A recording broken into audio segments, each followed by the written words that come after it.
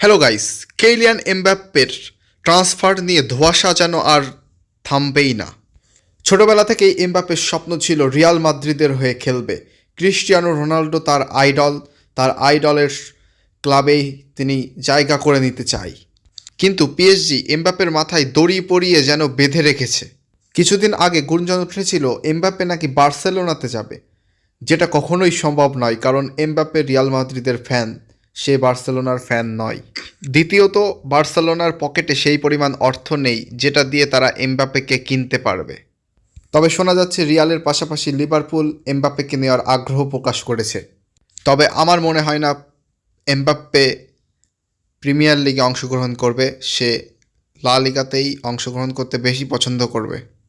তবে কি Mbappe Real মাদ্রিদেই যাবে নাকি থেকে যাবেন প্যারিসেই? সিদ্ধান্ত তো নেবেন এমবাপ্পে, তবে তার একটু ফলাফলের পর্যালোচনা তো করাই যায়।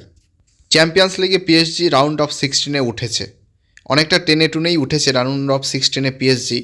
আমরা সকলেই জানি এমবাপ্পে হলো প্যারিসের ঘরের ছেলে, তো সেই জায়গায় চ্যাম্পিয়ন্স লিগ প্যারিসের একটা মুখ্য লাভের মতো, তো সেটা জেতানোর জন্য এমবাপ্পেকে খুবই দরকার পিএসজির। এই ইউরোপ শ্রেষ্ঠত্বের লড়াইয়ে জেতার জন্যই নেইমার এবং এমবাপ্পেকে একই সাথে 2018-তে দলে ফেরায় পিএসজি। বিশাল অর্থের বিনিময়ে এই দুজন প্লেয়ারকে সাইন করেছিল পিএসজি, কিন্তু নেইমার অসফল হয়েই চলে গেল। এখন তাদের একমাত্র ভরসা কেইলিয়ান এমবাপ্পে।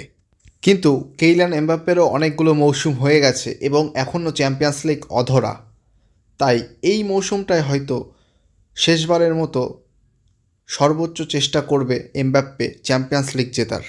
যদি এমবাপ্পে প্যারিসকে এইবারে চ্যাম্পিয়ন্স লিগ জেতাতে পারে, তবে প্যারিসকে এমবাপ্পে ইউরোপ সেরা করেই হয়তো প্যারিস থেকে বিদায় নেবে, এমনটাই আমার মনে হয়।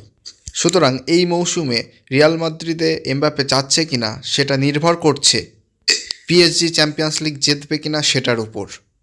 আর একবার ভাবুন, রিয়াল মাদ্রিদে যদি এমবাপ্পে চাই, বেলিংহাম, এমবাপ্পে এবং ভিনিসিয়াস জুনিয়র, রিয়াল মাদ্রিদ একদম ধরা ছোঁয়ার বাইরে চলে যাবে। বেলিংহাম, এমবাপ্পে এবং ভিনিসিয়াস জুনিয়র এই তিনজন মাদ্রিদের অ্যাটাকিংয়ে থাকলে মাদ্রিদকে কি আর কেউ আটকাতে পারবে?